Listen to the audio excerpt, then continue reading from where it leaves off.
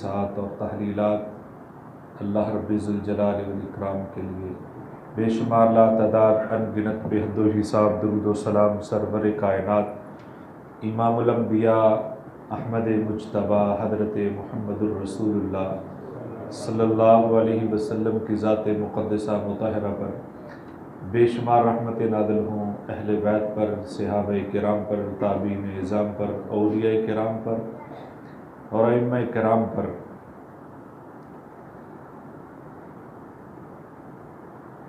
اپنے اندر کی بات یا معافی ضمیر بیان کرنے کے لیے یا ایک دوسرے تک اپنے اندر کا پیغام پہنچانے کے لیے سننا، پڑھنا، لکھنا اور بولنا یہ ذرائع ہیں۔ بچپن سے لکھنا اور پڑھنا اس کے لیے توجہ ضرور ہوتی ہے، اور تمام تعلیمی ادارے زیادہ تر اسی بات پہ عمل بھی کرتے ہیں۔ سب سے پہلا عمل جو ہوتا ہے وہ سننے کا ہوتا ہے، اور پھر پڑھنے کا ہوتا ہے، پھر لکھنے کا ہوتا ہے۔ لیکن دو کام ایسے ہیں کہ جس کے لیے اتنی زیادہ توجہ نہیں ہوتی، جس کی وجہ سے ہم دو کاموں میں پیچھے رہتے ہیں۔ ایک ہوتا ہے بولنا اور سننا۔ لکھنا اور پڑھنے کے لیے سارے بندوبست موجود ہیں، سننے اور بولنے کے لیے باقاعدہ ٹریننگ کوئی نہیں ہے۔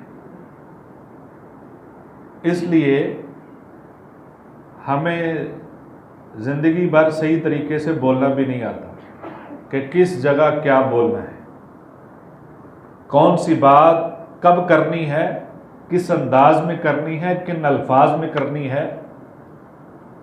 اس لیے غلط فہمیاں زیادہ پیدا ہو جاتی ہیں اور بات دوری تک پہنچ جاتی ہے، علیحدگی تک ہو جاتی ہے۔ اور اسی طرح سننے میں بھی ایسے ہی ہے۔ تو یہ بات تمہید لمبی نہ ہو جائے، میرا آج کا موضوع جو ہے وہ اس حوالے سے ہے کہ کوئی واعظ ہے، کوئی نصیحت ہے، کوئی خطبہ ہے، کوئی تقریر ہے، اس کو کیسے سنا جائے، سامعین کو کیا کرنا چاہیے۔ کہ سنتے تو بہت کچھ ہیں، لیکن اس کے نتائج نظر نہیں آتے، اس کے فوائد نظر نہیں آتے، اس کے ثمرات نظر نہیں آتے۔ علم، معلومات انتہا کی ہیں، ہر ایک بندے کی جیب میں موجود ہے، لیکن پھر بھی اس کے نتائج کیوں نہیں ہیں؟ اس حوالے سے کچھ باتیں عرض کرنا چاہتا ہوں۔ دعا ہے اللہ رب العزت قرآن و سنت کی روشنی میں بیان کی توفیق عطا فرمائے، اور پھر کچھ سوچ کر سمجھ کر عمل کی بھی توفیق عطا فرمائے۔ سب سے پہلا جو کام جب ہم کوئی بات سننے کے لیے جائیں یا کوئی بات سننا چاہیں جو دین کی ہو، اپنی فلاح کی ہو، لوگوں کے فائدے کی ہو، جو بات اصول کی ہو، جو بات علم کی ہو، جب بھی سنیں اس سے پہلے اپنی نیت کو خالص کر لیں۔ سب سے پہلے نیت خالص ہونی چاہیے، کیونکہ یہ ہر ایک کو پتہ ہے کہ اعمال کا دار و مدار نیتوں پر ہوتا ہے۔ ہم قرآن و حدیث سننے کے لیے آئے ہیں، ہم دین کی بات سننے کے لیے جا رہے ہیں۔ ہم آج جو سنیں گے وہ شاید اس میں کچھ باتیں ایسی بھی ہوں جو پہلے نہ سنی ہوں گی، جو نئی باتیں ہوں گی اس کو اپنی عادتوں کا حصہ بنائیں گے، اس کو اپنی زندگی میں لے کر عملاً لے کر آئیں گے، یہ خالص نیت ہونی چاہیے۔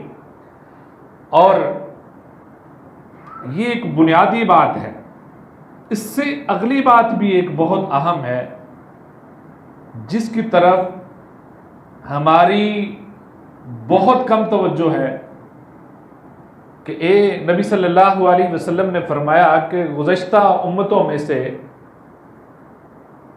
ایک امت کا بندہ وہ کہیں جا رہا تھا، سفر پہ تھا، تو اللہ نے فرشتے کو بھیجا کہ جاؤ پتہ کرو، اس سے پوچھو یہ کدھر جا رہا ہے۔ تو اللہ نے جس فرشتے کو بھیجا اس نے جا کر پوچھا بھئی کدھر جا رہے ہو؟ اس نے کہا جی میں فلاں بندے کو ملنے کے لیے جا رہا ہوں۔ پوچھا کوئی کام آپ پر کبھی اس نے نیکی کی ہوگی، آپ اس کا بدلہ دینے جا رہے ہیں، یا اس کے علاوہ کوئی کام ہے آپ کو؟ نہیں، اس نے کہا مجھے کوئی کام نہیں اس سے، میں کسی احسان کا بدلہ دینے نہیں جا رہا، یا مجھے کوئی مفاد نہیں ہے، میں صرف اور صرف اللہ کو راضی کرنے کے لیے جا رہا ہوں، اللہ کی رضا کے لیے اس سے ملنے جا رہا ہوں، اور میرا کوئی مقصد نہیں ہے۔ وہ فرشتہ اللہ سے کہتا ہے اللہ اس نے تو یہ جواب دیا ہے، تو اللہ فرماتے ہیں اس کو بھی خوشخبری دے دو۔ خوشخبری کیا دی؟ فرشتے نے کہا اگر تو صرف اللہ کی رضا کے لیے جا رہا ہے تو خوش ہو جا، اللہ بھی تم پہ راضی ہو چکا ہے، اللہ بھی تم پہ راضی ہو چکا ہے۔ یہ اتنی پیاری حدیث ہے، کوئی اس پہ پیسے نہیں ہیں، کوئی اس پہ زور نہیں ہے، صرف نیت کو خالص کرنا ہے۔ اگر ہم جمعے کے دن سننے کے لیے آتے ہیں، یا کوئی اس کے علاوہ درس دروس ہوتا ہے اس کو سننے کے لیے آتے ہیں، ایک بات تو یہ ہے کہ ہم قرآن و حدیث سننے جا رہے ہیں، دوسری بات یہ ہے کہ ہمیں کسی اور جگہ پہ اسپیشل نہیں جانا پڑ رہا۔ کتنے ہی ہمارے بھائی اس جگہ پہ مل جائیں گے، ہم ان کی حقیقت، اس کا حال، اس کی خیریت دریافت کر لیں گے اللہ کی رضا کے لیے، وہ اجر آپ کو بھی مل جائے گا، وہ اجر آپ کو بھی مل جائے گا۔ لیکن ہمارے ہاں کیا ہے کہ ہم مہینوں اکٹھے نماز پڑھتے ہیں، کبھی دوسرے کا نام بھی نہیں پوچھا، وہ ایک صف میں پڑھتے ہیں، نام بھی نہیں پوچھا بھائی کس محلے میں رہتے ہو، کس گلی میں رہتے ہو، خیریت ہے۔ صحابہ کرام رضوان اللہ علیہ مجمعین کی یہ روٹین تھی کہ جو مسجد نبوی میں نہ آتا تو اس کے گھر جا کر پتہ کرتے تھے، یا نبی صلی اللہ علیہ وسلم 2-3 دن کے بعد آتا تو پوچھتے بھئی کدھر؟ حضرت عبد الرحمن بن عوف رضی اللہ تعالیٰ سے یہ پوچھا بھئی کدھر رہے ہو، نظر نہیں آئے، قاضی شادی کی مصروفیت تھی، یا اس طرح کتنے ہی واقعات ہیں۔ خود رحمت کائنات صلی اللہ علیہ وسلم پوچھتے، صحابہ پوچھتے بھئی کدھر رہے؟ یہاں کوئی مہینہ بھی غائب رہے تو ہم نہیں پوچھتے، روٹین نہیں ہے۔ اگر آپ صرف اتنا ہی پوچھ لیں بھائی کیسے ہیں، آپ کی طبیعت ٹھیک ہے، گھر میں سب خیریت ہے، صرف اللہ کی رضا کے لیے، یہ روٹین کے جملے چھوڑ کر، کچھ جملے روٹین کے ہیں جو اچھے ہیں، لیکن روٹین کے جملے بننے کی وجہ سے ان میں تاثیر بھی نہیں رہی۔ ہم خیریت دریافت کرتے ہیں، ایک ہماری زبان زد عام ہے، آپ دل سے پوچھیں بھئی سب خیریت ہے، اگر میری کہیں ضرورت ہے تو میں حاضر ہوں، یہ جملہ دوسرے بھائی کے لیے کتنا بڑا ہے آپ سوچ بھی نہیں سکتے۔ اس پریشان آدمی کو کہہ کر دیکھیں، وہ اپنے پاؤں پہ کھڑا ہو جاتا ہے جو گرا پڑا ہوتا ہے، کہ بھائی آپ پریشان نہ ہو، میں ہوں آپ کے ساتھ، اللہ کی توفیق سے میں آپ کی مدد کروں گا، اگرچہ آپ نہیں بھی کر سکیں۔ یہ الفاظ ہی اس کو تسلی دیتے ہیں۔ یہ مفت میں ہمیں مل رہا ہوتا ہے جب ہم کہیں کسی اجتماع میں جاتے ہیں، دین کی کسی مجلس میں جاتے ہیں، یہ باتیں ہمیں مفت میں ملتی ہیں، لیکن ہم اس کے لیے بھی تیار نہیں ہیں۔ یہ بھی ہماری روٹین کا حصہ ہونا چاہیے۔ ہم مسجد میں جائیں، ایک وہاں پہ اخوت بھائی چارہ نظر آنا چاہیے، پیار کی فضا ہونی چاہیے، وہاں پہ خشکی نہیں ہونی چاہیے۔ خشکی سے ہم بھرے پڑے ہیں، اس خشکی کو بھی ہمیں دور کرنا چاہیے۔ حدیث قدسی ہے، نبی صلی اللہ علیہ وسلم نے فرمایا، اللہ فرماتے ہیں جو بندہ اس طرح جاتا ہے کسی بھائی کی خیریت دریافت کرنے کے لیے، صرف دیکھنے کے لیے کیسا ہے، اب کیسی طبیعت ہے، یا ویسے ہی حال حقیقت پوچھنے کے لیے، حدیث قدسی اللہ فرماتے ہیں واجبت محبتی، میری محبت ان دو بندوں پر واجب ہو جاتی ہے جو صرف ایک دوسرے کو میری رضا کے لیے ملتے ہیں۔ اللہ کی محبت واجب ہو جاتی ہے۔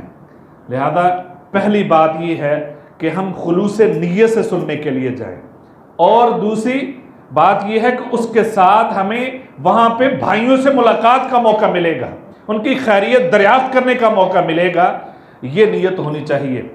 تیسری بات یہ ہے کہ شوق اور توجہ سے سنا جائے، توجہ بھرپور ہونی چاہیے کہ جو بات کہی جا رہی ہے اس پر توجہ ہونی چاہیے۔ صرف یہ ہے کہ آج جمعے کا دن خطبہ سننا یہ روٹین اور ڈیوٹی کے حصہ ہے، اس کے لیے بیٹھے، یہ نہیں، اس نیت سے بیٹھے کہ اس میں سے مجھے کوئی ایسی چیز ضرور ملے جو میری زندگی بدل سکتی ہے، جو میری عادت کو بدل سکتی، بری عادت کو بدل سکتی ہے، میری بدعملی کو عمل میں بدل سکتی ہے۔ اس شوق سے جب بیٹھیں گے تو اس میں فرق پڑے گا۔ نبی صلی اللہ علیہ وسلم فرماتے ہیں، ہم نبی صلی اللہ علیہ وسلم کی مجلس میں موجود تھے، 3 آدمی آئے، یعنی نبی صلی اللہ علیہ وسلم کوئی بات کر رہے تھے، تو ایک آدمی وہاں پہ اس نے دیکھا کہ خالی جگہ ہے، وہ آ کے آگے بیٹھ گیا۔ یہ عام مجلس کی بات ہے، یاد رکھیں جمعے کی خطبے کے دوران کندھے پھلانگنا یہ انتہائی سخت گناہ ہے۔ نبی صلی اللہ علیہ وسلم نے فرمایا کہ وہ ایسا ہے جیسے جہنم کی طرف پل بنا رہا ہے۔ اس لیے اگر پیچھے جہاں آپ اگر آگے آنا چاہتے ہیں تو جمعے سے پہلے آئیں، خطبے سے پہلے آئیں، اور ٹانگیں جس طرح کندھے پھلانگنے نہیں چاہیے، اس طرح آگے آگے کر کے نہیں، یہ بڑا سخت گناہ ہے کہ جمعہ پڑھنے آئے ہیں آپ اس کو گناہ لے کے جا رہے ہیں۔ تو یہ عام مجلس کی بات ہے کہ نبی صلی اللہ علیہ وسلم موجود تھے، جگہ خالی تھی اور وہ آگے آ کر بیٹھ گئے۔ ایک آدمی وہ پیچھے ہی بیٹھ گیا، اس نے کہا آگے کیا جانا ہے، اس نے شرم محسوس کی۔ تیسرا آدمی اس نے دیکھا اور وہ باہر سے چلا گیا، کیا بیٹھ رہے ہیں ادھر۔ تو نبی صلی اللہ علیہ وسلم نے صحابہ سے کہا یہ جو 3 آدمی آئے ہیں اس کے بارے میں آپ کو کچھ بتاؤں نا؟ صحابہ نے کہا اللہ کے حضور صلی اللہ علیہ وسلم کیوں نہیں بتائیں؟ کہا جو پہلا بندہ تھا جو آگے آ کر بیٹھا ہے، یہ بندہ جو تھا یہ خاص بندہ تھا، یہ خاص طور پہ اس نے اسپیشل کوشش کی ہے اور وہ آگے آ کر بیٹھا ہے، وہ آگے آ کر بیٹھا ہے اور اس نے نیکی کی طرف یا دین سیکھنے کے لیے آگے آ کر بیٹھا ہے، اللہ نے بھی اس کو قبول کر لیا ہے۔ اور دوسرا بندہ جو تھوڑی سی شرم محسوس کر گیا ہے، تھوڑی سی ہچکچاہٹ وہ اس میں آ گئی ہے، وہ پیچھے بیٹھ گیا ہے، اللہ نے بھی اس کی شرم کی لاج رکھی ہے، اللہ نے بھی اسے معاف کر دیا ہے، یعنی اس سے تھوڑا سا وہ کم بہتر ہے۔ اور جو تیسرا بندہ تھا فَعَارَضَ، اس نے اعراض کیا، اس نے کہا کیا اس مجلس میں بیٹھنا ہے، فَعَارَضَ اللَّهُ لَهُ، اللہ نے بھی اس سے اعراض کیا کہ تو نہیں آتا تو جا، میں نے بھی تجھے چھوڑ دیا، اللہ نے اس سے اپنی رحمت کو دور کر دیا ہے۔ لہذا ہم اگر ایسی مجلس میں جائیں تو شوق سے جائیں، توجہ سے جائیں۔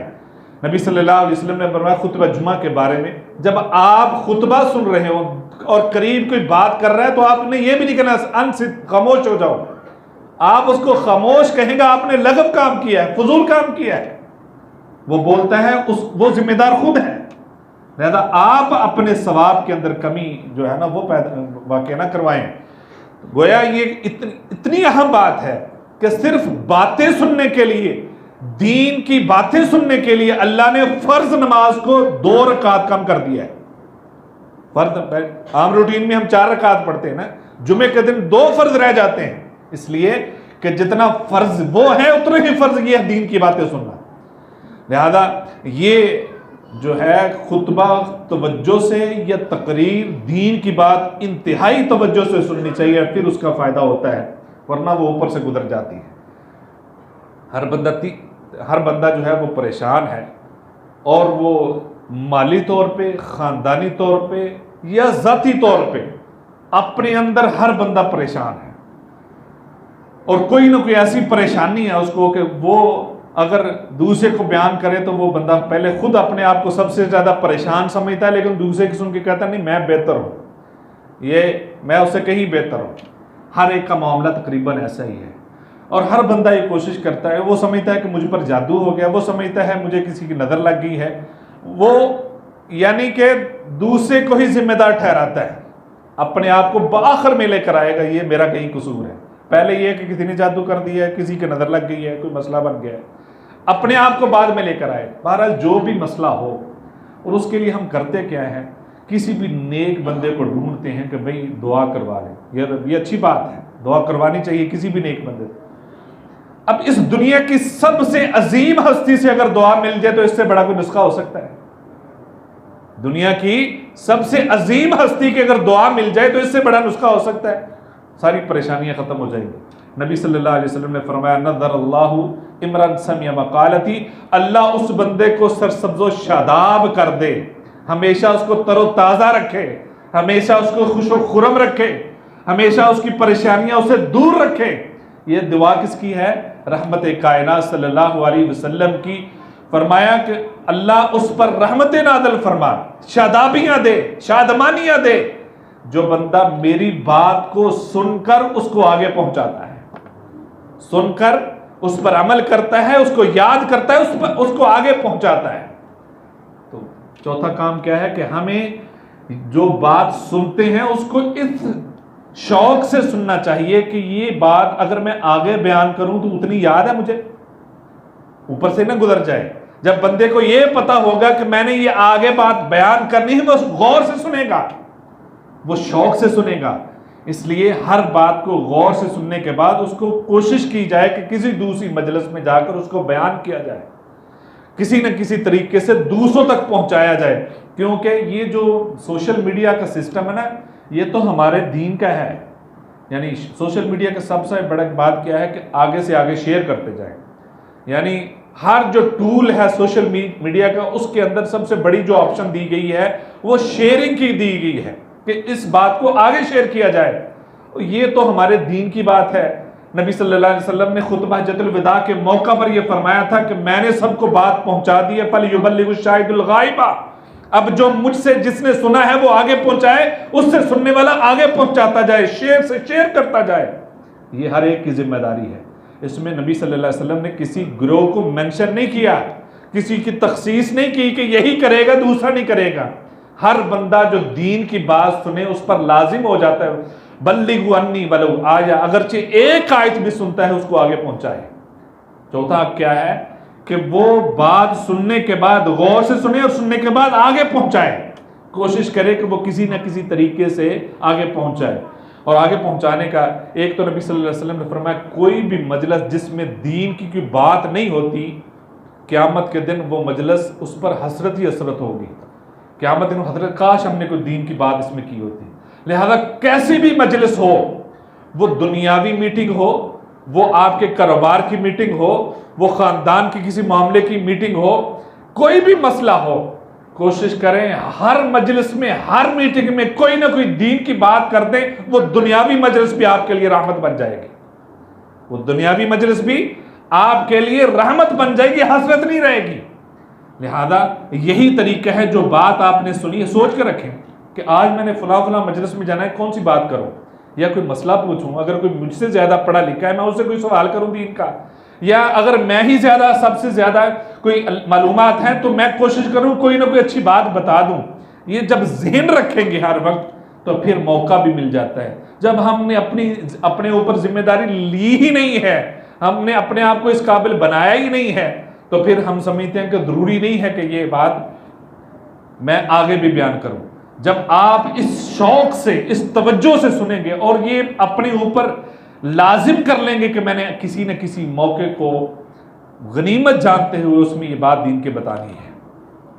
اور آخری بات یہ ہے، پانچویں بات، کہ سن کر آگے بیان کر یا اس کو توجہ سے اخلاص سے سن لیا ہے تو اس پر عمل بھی کرنا ہے، عمل کا ارادہ ہو، عمل کی نیت ہو۔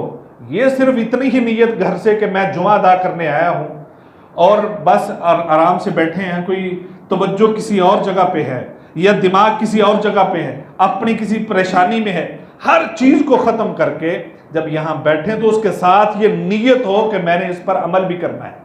صحابہ اکرام رضوان اللہ علیہم اجمعین نے فرمایا تعلمنا العلم والعمل جميعا، ہم نے علم اور عمل اکٹھا سیکھا ہے، ہم نے علم اور عمل اکٹھا سیکھا۔ یہ کبھی نہیں ہوا کہ کسی صحابی نے کوئی بات سیکھی ہے اس پر فوری عمل نہ کیا ہو۔ وہ بات اگر اس کا تعلق ایسا ہے کہ زندگی کے اس حصے کے ساتھ ہے کہ جب اس کے ساتھ پیش آئے گا تب عمل کیے، وہ الگ بات ہے، لیکن اگر کوئی ایسا عمل ہے کہ وہ فوراً کرنے والا ہے، کسی صحابی کا ایسا عمل نہیں ملتا کہ اس نے بات آج سنی ہو اگلے سال اس نے عمل کیا ہو، ایسا کہیں نہیں ہے۔ وہ تو فوراً نبی صلی اللہ علیہ وسلم نے آواز دی بیٹھ جاؤ، تو حضرت عبداللہ بن مسعود تو وہیں بیٹھ گئے تھے، ایک صحابی سے کہا یہ انگوٹھی اتار دو، یہ گناہ ہے سونا پہننا مردوں کے لیے، انہوں نے پھینک دی، دوبارہ اٹھائی بھی نہیں، کسی اور کے کام آ جائے گھر میں، اس کو بیچ کر اپنے استعمال میں لے آؤں۔ وہ تو فوراً عمل کرتے تھے، وہ تو نماز ادا کر رہے تھے، کسی نے کہا کہ قبلہ تبدیل ہو گیا ہے، انہوں نے دوسری رکعت بھی قبلہ اس قبلہ کی طرف منہ کر کے ادا نہیں کی، بلکہ اسی کے اندر انہوں نے اپنا چہرہ تبدیل کر لیا۔ فوراً عمل کرتے تھے۔